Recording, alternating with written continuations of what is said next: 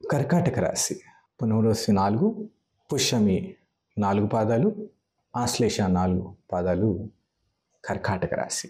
ఆదాయం 8, వ్యయం 2, రాజపూజం 7 అవుతే అవమానం 3. పూర్తిగా కర్కాటక రాశి చూసుకున్నట్లయితే విశేషంగా ఈసారి వారికి పంటిందే పంట, అంటే ఏది ముట్టుకున్నా బంగారం అవుతుంది అని చెప్పుకోవచ్చు. అందులో షష్టగ్రహ కూటమిలో 6 గ్రహాలు ఉగాది పర్యంతం నుండి ఏకాదశ భావంలో పడడం వల్ల విశేషంగా యోగదాయకమైనటువంటి లక్షణాలు కనబడుతున్నాయి. కర్కాటక రాశి వారికి చూసుకున్నట్లయితే బృహస్పతి ఏకాదశ భావంలో మరియు 14 మే నుండి ద్వాదశ భావంలో, సంవత్సరం చివరాఖరిలో మళ్ళీ చంద్రలగ్నంలో అంటే కర్కాటకంలో ఉండడం అనేది జరుగుతుంది. అలాగే కేతువు ద్వితీయ తృతీయ భావాలలో మరి అలాగే శనీశ్వరుడు మీన కుంభ రాశులలో పడడం వల్ల, అంటే అష్టమ నవమ భావాలలో పడడం వల్ల కొంచెం వారు వాహనాలు నడిపేటప్పుడు జాగ్రత్త, తస్మాత్ జాగ్రత్త. రోడ్ యాక్సిడెంట్లు జరగడం లాంటిది కానీ, వంట వండేటప్పుడు కొంచెం జాగ్రత్తగా ఉండడం వల్ల అగ్ని ప్రమాదాల నుంచి దూరం అంటే తప్పించుకోవచ్చు. అందులో క్రూర మృగాల వల్ల, అంటే క్రూర మృగాలు అంటే ఇక్కడ మనకు ఫారెస్ట్లో ఉంటాయి, ఇక్కడ ఉంటాయా లేవా అనేది అనుకున్నట్లయితే పెంపుడు జంతువులతో కూడా కొంచెం జాగ్రత్తగా వ్యవహరించండి అని చెప్పుకోవచ్చు. అందులో బృహస్పతి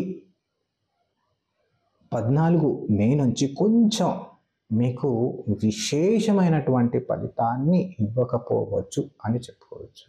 అంటే ఏం చేయబోతున్నారు బృహస్పతి ఇక్కడ అంటే ఖర్చును పెడతారు, హాస్పిటల్కి వెళ్ళడం, ఖర్చు పెట్టడం, లేకపోతే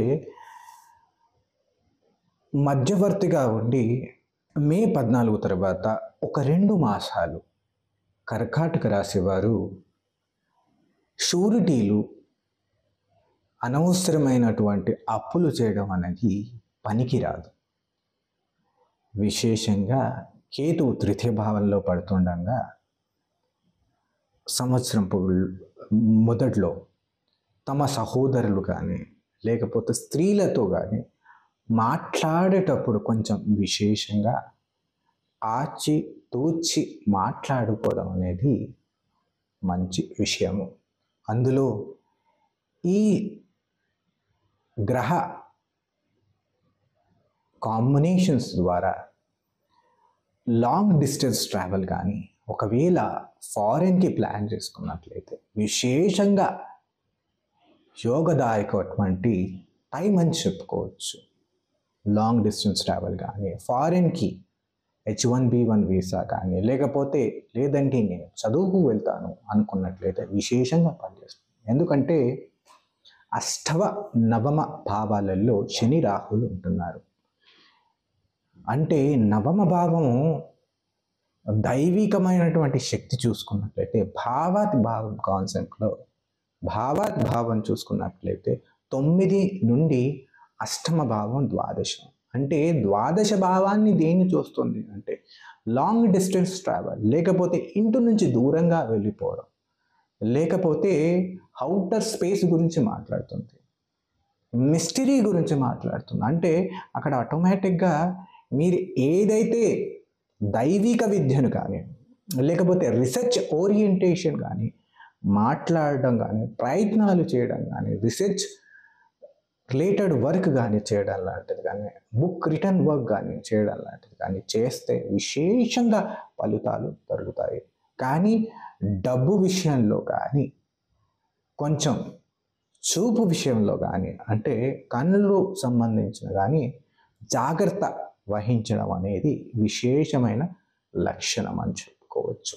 అందులో అష్టగ్రహ కూటమి వల్ల, షష్టగ్రహ కూటమి వల్ల విశేషమైనటువంటి ఫలితాలు కలుగుతాయి. కానీ అనవసరమైన వాటిలో మీరు తలదూర్చినట్లయితే మీ మీ మీ పేరు డిఫేమ్ చేయడానికి శత్రువులు ప్రయత్నిస్తారు.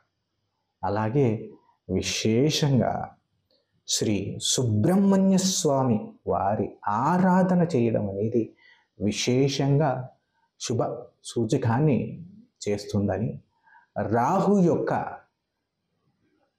అనుగ్రహాన్ని దుర్గాదేవి కావచ్చు, వనదుర్గాదేవి కావచ్చు, వారాహిదేవి కావచ్చు, విశేషంగా ప్రార్థనను, స్తోత్రము, ధ్యానము లేకపోతే దండకము చదివినట్లయితే విశేషంగా ఫలితాలు కలుగుతాయని చెప్పుకోవచ్చు.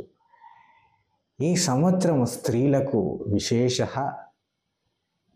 ఉదర సంబంధమైనటువంటి ప్రాబ్లమ్స్ రావడానికి ఛాన్సెస్ ఉంటాయి. అలాగే కిడ్నీ సంబంధించినటువంటి పరీక్ష చేయించుకొని దాని రిజల్ట్స్ మంచి చక్కనైన డాక్టర్ని చూపించుకోవడం అనేది విశేషమైనటువంటి మీకు రెమెడీ తెలుసుకోవచ్చు. ఎందుకంటే దెబ్బ తాకిన తర్వాత ఆయింట్మెంట్ రాసుకోవడానికన్నా ముందే దెబ్బ తాకుతుందేమో అని జాగ్రత్త వహించడం అనేది విశేషం అన్నమాట. కర్కాటక రాశి వారికి విద్యార్థులకు విశేషంగా ఫలితాలు కలుగుతాయని చెప్పుకోవచ్చు.